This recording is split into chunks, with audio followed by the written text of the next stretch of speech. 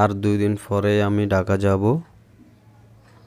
আর 5 দিন পরে সে টাকা ফেরত দেবে।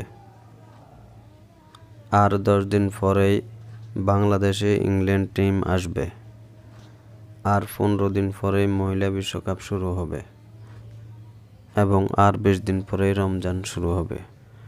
Hello viewers, welcome to my channel English now and then. ভিডিওর শুরুতে আমি যে সেন্টেন্সগুলো রিড আউট করেছি আর এই সেন্টেন্সগুলোর মধ্যে কমন যে ওয়ার্ডটি রয়েছে আর 2, 5, 10 দিন পরে, আর এর জন্য আমরা ব্যবহার করতে পারি 2, 5, 10 ডেজ মোর। এখানে প্রশ্ন হতে পারে মোর ওয়ার্ডটি কেন ব্যবহার করা হয়েছে। আমরা আর শব্দটির জন্যই মোর ওয়ার্ডটি ব্যবহার করেছি। আরও ভালোভাবে বোঝার জন্য আমরা একটা স্ট্রাকচার দেখতে পারি, আর স্ট্রাকচারটি এরকম হবে, যেমন 2, 3, 4, 5 days more.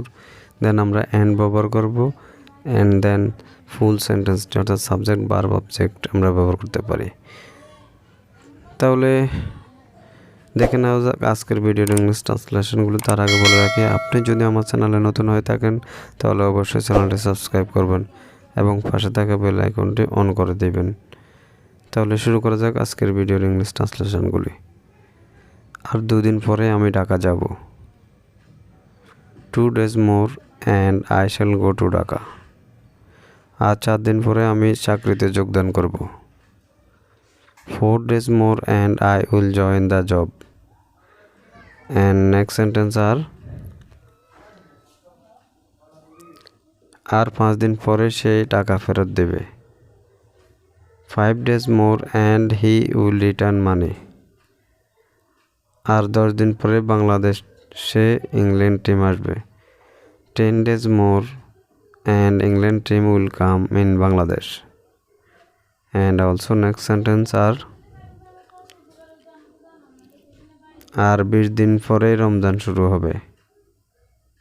20 days more and Ramadan will started. আর 15 দিন পরে মহিলা বিশ্বকাপ শুরু হবে। 15 days more and female world cup will started. So the video is end here. Before that আর 7 দিন পরে বাংলা নববর্ষ শুরু হবে। আর এই সেন্টেন্সটির ইংলিশ ট্রান্সলেশন কী হবে তা অবশ্যই কমেন্ট বক্সে লিখে জানাবেন।